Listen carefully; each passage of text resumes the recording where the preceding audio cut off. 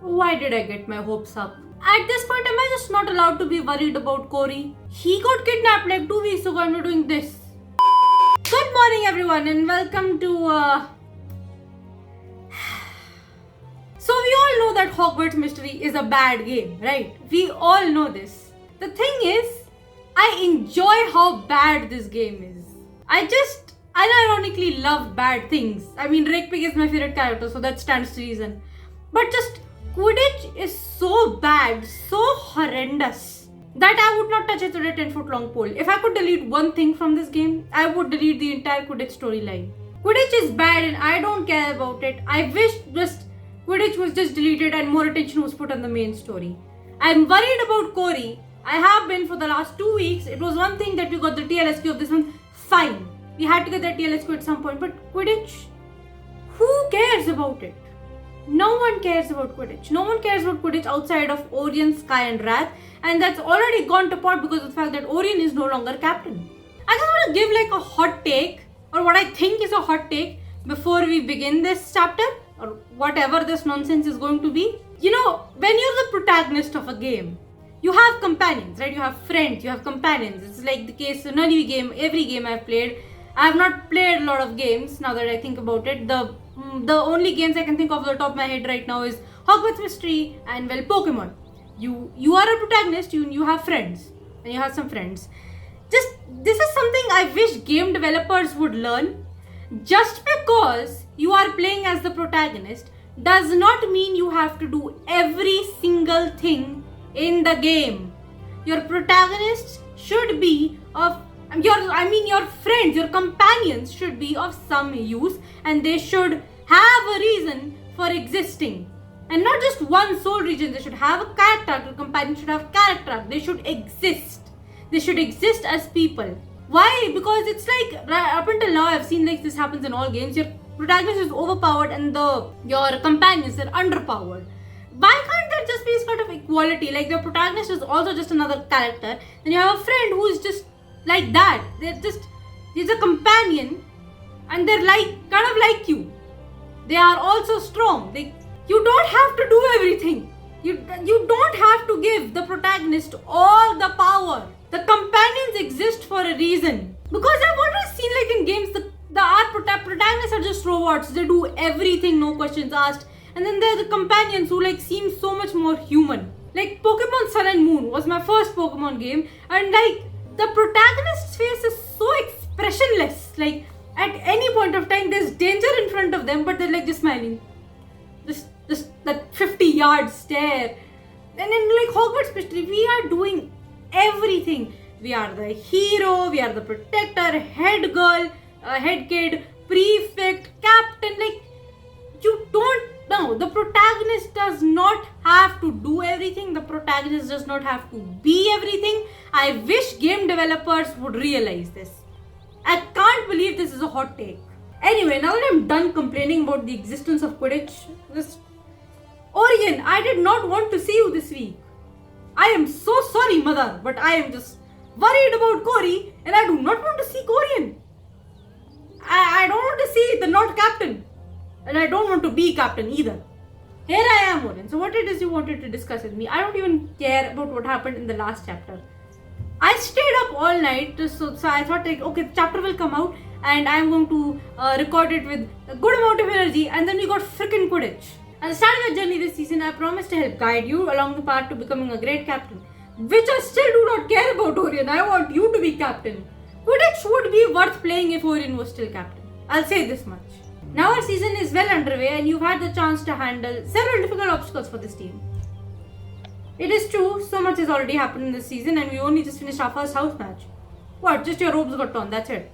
Yes, and I must say I've noticed some fascinating patterns about your leadership style. What kind of patterns are those, Orion? Let us go over a few of the choices you have made as Howard was captain so far, and I will explain. Yeah, sure, go ahead. You acted with honor by seeking out permission before we took the ropes. That did what I thought you would do. You guided us like a beacon through the first house match and led us to victory. What would you say if we lost, by the way? Well, he wasn't even in the first house match because Jamshri forgot to change the matches from the keeper matches to the seeker matches. It is the keeper matches in which Orion is in the sidelines and not playing. But in the Seeker season now he is playing and he still wasn't in the match because Jamshid just got to switch up the matches. We all know this is a bad game. I unironically enjoy the bad things. Like I said, Quidditch is so bad.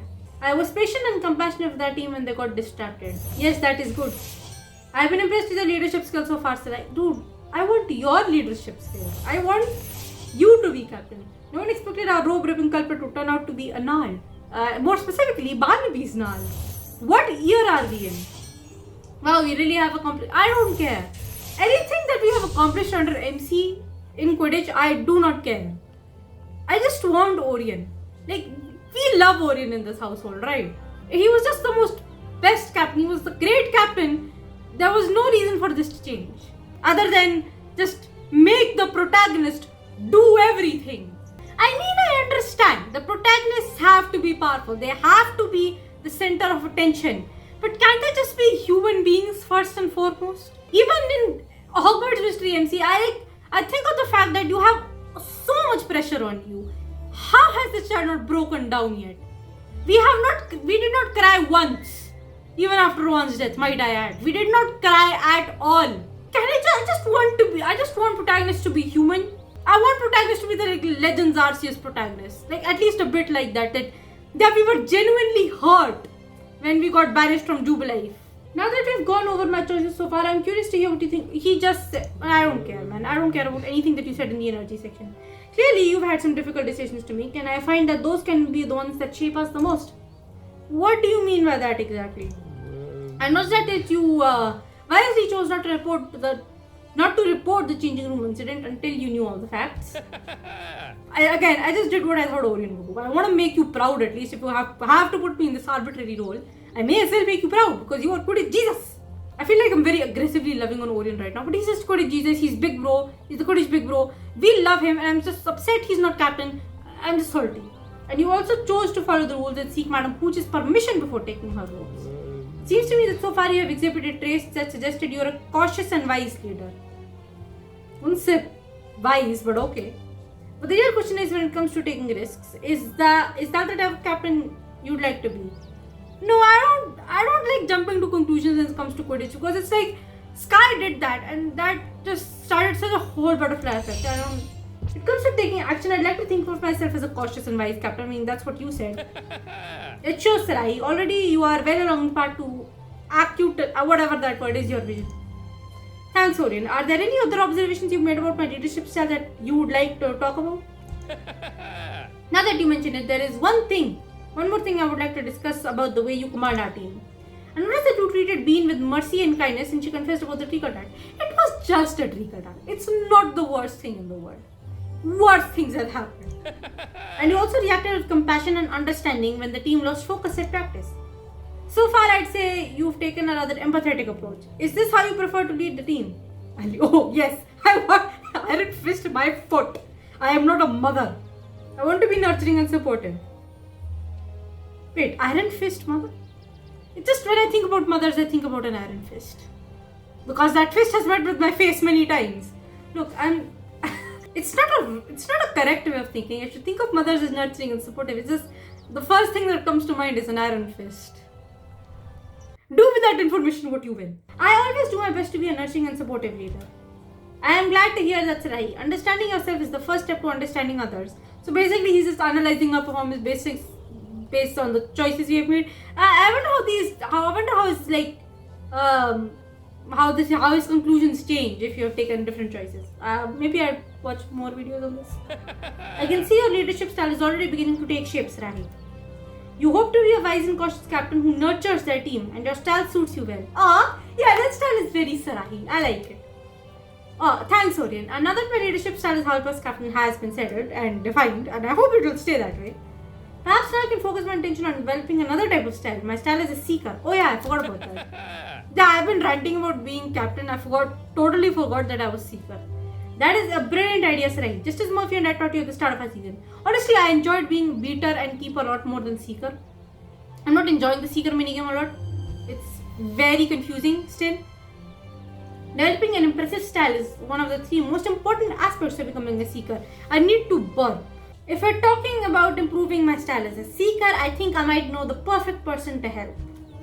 Ravenclaw deserves the and Hogwarts his own style is it, Andre Egu. Do I get like an outfit reward? If I go find Andre now and I'll go find Andre now and see if he can help me add a bit of flair to my Seeker moves. Why am I talking in my head so much today? Hey, do you guys know that a new Pokemon trailer dropped for the new Scarlet and Violet games? I'd get Violet. And also there's a Pokemon called Lechonk. And that is so cute. I want it on my team when I eventually get the game. If I can get it. It's just... I am so sure that it's going to be a normal type. Because all these cute Pokemon wind up being normal types. Why are all the cute Pokemon normal types? Why can't they be something good like... Lechonk, it should be like a ground type. It's like a pig. Make it a ground type. Give it some use. Not to say the normal types aren't useful. It's just, you won't want to have normal types on your team very often. But all the cute Pokemon are normal types. Stop making all these Pokemon normal types. Please give them some use so they're normal. I'm just going to be talking about Pokemon in videos from now on. I've become obsessed. Oh look, the fabric Andre used for my Celestial Ball cup. Oh, Celestial Ball used to be so good. Remember when Dating Quest used to be good, guys? Oh god, this game used to be good. This game used to be actually good. Now I enjoy it because of how bad it is. Except Quidditch. There you are, Sarai. You're fashionably right on time, just as always. I've heard of being fashionably late, not fashionably right on time. Thanks for agreeing to meet with me, Andre. I'm working to improve my style as a seeker and I thought I could really use your expert advice. Consorting with the enemy team, eh? Well, if it's the style advice you're looking for, you came to the right place. But before I can give you any advice about style, I actually need to get some style advice from you. Why me? Color coordination? I'm pretty sure you're better than me. Of course, what can I help you with, Andre? I've been working on a fabulous new outfit for a costume ball, but I can't decide which fabric to go with. Huh? I mean, I will suggest the flowery fabric. Which fabric do you like better? Which one of these is which? Understated and I'll say bold and brash. I like the bold and brash option, and it's loud and colorful and it really catches the eye. I just like colorful. Yeah, my outfit will guarantee to turn some heads if I use this colorful pattern. I hope he's using the pink and green one. Thanks for your advice, mate. Now that we've got that bit of business all stretched up and folded away, we can talk about the importance of using style and showmanship to wow adoring fans in the stands. Is that really important? I think it's more important that you get the score, not the style. You don't get style points in Quidditch. You get those in Pokemon competitions. What are those? Beauty competitions? I don't remember. Contests in Brilliant Diamond and Shining Pearl. All great seekers have developed their own signature styles. Yeah, I'm not aiming to be a great seeker. Why is style so important to seeking, Andre? I really do not understand why it is. Seekers are usually the best players on the pitch, so fans will expect flashy moves. See, I don't think flashy moves are important. I think you should be focusing on the snitch, not on moves. Because then there's a chance that you might lose because you were focused on style. I mean, if all this talk about style and Andre provides me with some kind of accessory or outfit, then I'd be interested, but otherwise I am not. Wow, Andre, I never realized that being a great seeker involved so much style and theatricality. I really don't think they're necessary. Yes, since seekers tend to be the best players on the pitch, our fans always expect to see something impressive. Well, the fans are just kind of stupid then. Seeking isn't just about catching the golden snitch, Rai. It's also about how you catch the snitch. Harry swallowed his first snitch, but he's also the youngest snitch ever. So, the youngest seeker ever, not snitch. That sounds like a lot of pressure. Being seeker does come with pressure, to be sure, but it also comes with great freedom to express yourself. That's why all the legendary seekers have developed their own signature styles and signature moves too. I wonder, what should my signature style be? I don't know. The possibilities are endless, Rai. Let's go to the library. Oh, come on! Why? Why in every chapter of Hogwarts Mystery, every chapter, main story or otherwise, we have to go to the library? Why? Look, I love libraries, don't get me wrong. But we go to the library in Hogwarts so often and I am tired of it. I want a break. An athlete and a scholar. Is there anything you can't do, Sarai? That's what I'm saying. There should be things that I can't do. When can protagonists be human beings? I am so sick of Mary's protagonist. Oh my god. If you hear some noise coming from the restricted section in a few minutes, don't pay it any mind, mate. What did you do? I expect you to put these books back exactly where you found them after you're finished. Yeah. As is the case with every library. These aren't even books, we're reading magazines. Hey Andre, what are all those odd magazines you're reading? I'm reading Seeker Weekly Sirahi. It's an amazing resource for learning about the world's best seekers. I'm literally a student, not aiming to be like a professional seeker or anything. Why am I paying so much attention to this? And since you asked me for help developing your signature style as a seeker, I figured these old back issues would be a terrific place to start. Perfect, let's study the signature styles of these legends within these pages and see if any of them inspire me. There was nothing interesting in that energy part. So Sarai, now that we've read through all these issues of Seeker Weekly, are there any styles jumping out? It seems most of the famous seekers we've read about fall under one or two categories. Some players like Griffiths of the Holyhead Harpies have a brash and theatrical signature style, while other seekers like Eunice Murray of the Montrose Magpies are more suave and understated. I don't know what any of that means. Yes, brash and bold or understated and confident, just like my fabrics. I think I know which seeker style you're leaning towards, Rahi, but the choice is entirely up to you. Which signature seeker style do you feel it's best fit for you? Okay, so I'm thinking about this and we're talking about a young Sarahi here. I think this is about year 5 at this point, the final season. Year 5 and Sarahi's kind of not shed her baby yet. The Sarai sheds her baby a bit only after the Rakepik's betrayal in year 5. But before that, she's still kind of baby. She's still very naive about things. And she still kind of bites off more things than she can chew. That kind of thing. Like, not that an older Sarai doesn't still do stupid things and doesn't bite off more than she can chew. But still, it's like accidentally. And a young Sarai does it more on purpose. I'm not making any sense. I guess I'll go with brash and theatrical like the fabric I chose. Because, well, I don't know what any of these are and I just don't know. I don't know. I'd like to join the ranks of Glennis Griffiths and Gregory Gordon have a brash and theatrical seeker style. Just like the fabric I chose for your outfit, I want my play to be flashy and eye-catching for the crowds. Okay, no, I didn't. Never mind. I don't care enough about Quidditch to think about resetting choices. You will be sure to turn every head in the stadium with your jaw-dropping theatrics. Now that you've chosen a signature seeker style for yourself, it's time to put that bold new attitude of yours into action. Meet me over at the Quidditch pitch and I'll teach you a flashy new move that's certain to create spectacle. I think this move is the same no matter what you pick, right? Do you think Erica minds that Andre is teaching me stuff? What's Andre doing here? The pitch is being used by Hufflepuff right now. Oh, awaiting your orders, Captain. There's something different about you, Sarai. You seem more stylish.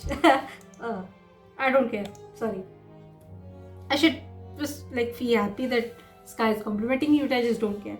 Welcome, Sarai. Now that you've decided on a brash and theatrical seeker style, it's time to learn a new move to pair up. Brilliant. What do you have in store for me today, Andre? I'll be teaching you a new move that combines two of my favorite things in the world, Quidditch and clothing. Did you just say clothing? Why, yes I did, Sarai. I've got a trick up my sleeve and soon you will too. Because I'm going to teach you how to perform the Plumpton Pass. What is that? The Plumpton Pass. That's the move you use to win a chocolate frog card for an endless sweets feast, huh? Alright! I remember now. Yes, that was the first time I actually pulled the move off actually, and victory never tasted so sweet. Okay, so this is creating a time paradox because the endless sweet feast fiasco happened in year 7 for me. And Sarai's hair was longer and everything. This is happening in year 5. So the endless sweet feast has not happened yet. So we've created a bit of a paradox now. How does the Plumpton Pass work exactly? The concept is quite simple. All you have to do is catch the golden snitch with your sleeve. The concept is simple, the execution is not. Oh, is that all? I said the concept was simple, Sarai. Successfully executing the maneuver is a whole other story. Grab your broomstick and let's try our hand in catching the golden snitch with the Plumpton Pass. I assume you overheard all that, Sky, huh? You don't mind Andre helping? Good. Look, Andre, there's the golden snitch and it's heading straight towards me. Now the chance, right? Try catching the snitch with your sleeve. I can't believe that catching the snitch with your sleeve is more impressive than catching it in your hands. That is so weird. Why would it be more impressive to catch a snitch with my sleeve than it is with my hands? Why is that more impressive? Brilliant job, Sai. You pulled off the Plumpton Pass perfectly. I've impressed. It took me months to execute that maneuver and you've cracked it after one session, further proving my point about the protagonists just not being human beings. Thanks, Andre. I did have a great instructor after all. But I suspect pulling off this move on an empty pitch is a lot easier than in the middle of a high-pressure match. I'll need to practice this move before I can play it against Slytherin and their secret weapon, whatever that is. Wish I won't worry about that. We still don't know if this Slytherin rumor is even true. I hate to be the bearer of bad news. The Slytherin rumor, it is true, Sarahi. And you should be worried. Very worried. Are you alright? What are you talking about, FPK? Slytherin does have a secret weapon this season. It just arrived at Hogwarts. It has? How do you know that? Because I saw it with my own eyes. Meet me at the training grounds and you can see for yourself. Very well, I'll finish up practicing and head to the training grounds straight away. Oh, god damn it. It's going to make me play Quidditch match. 3! So, there's a secret weapon is here and all, and I just honestly don't care. Oh, 2 new beaters. Okay, fair. And I should be concerned about that because... What's all this then? Thank goodness you're here, Sai. The crowd is growing bigger and bigger by the minute. It seems everyone at Hogwarts is eager to catch a glimpse of Slytherin's new secret weapon. Yeah, it's not much of a secret if people can see it now, can they? Speaking of Slytherin's secret weapon, let's find out what all this commotion is about. Oh, I saw the... did I see them in a data mine?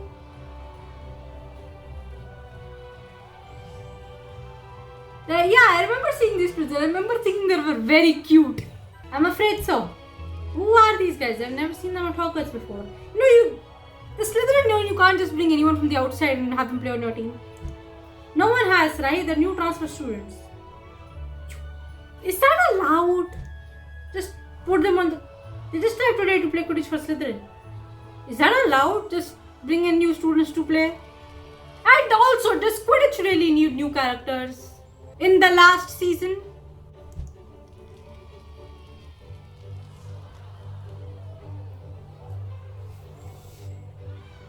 Yes, I was perfectly right.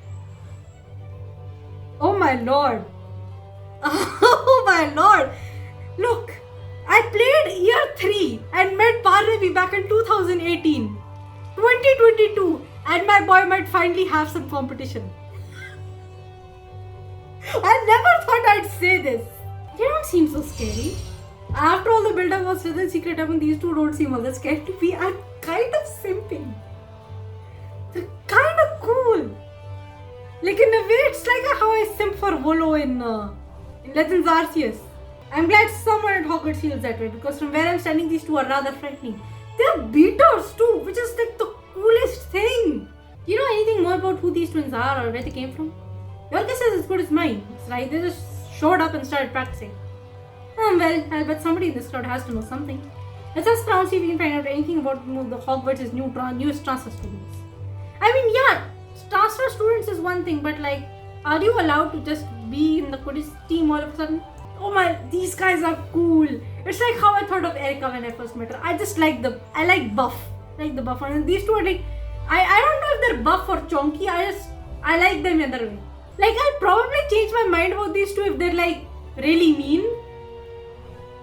But I don't know what their character personality is. The first impression is that they look really, really cool.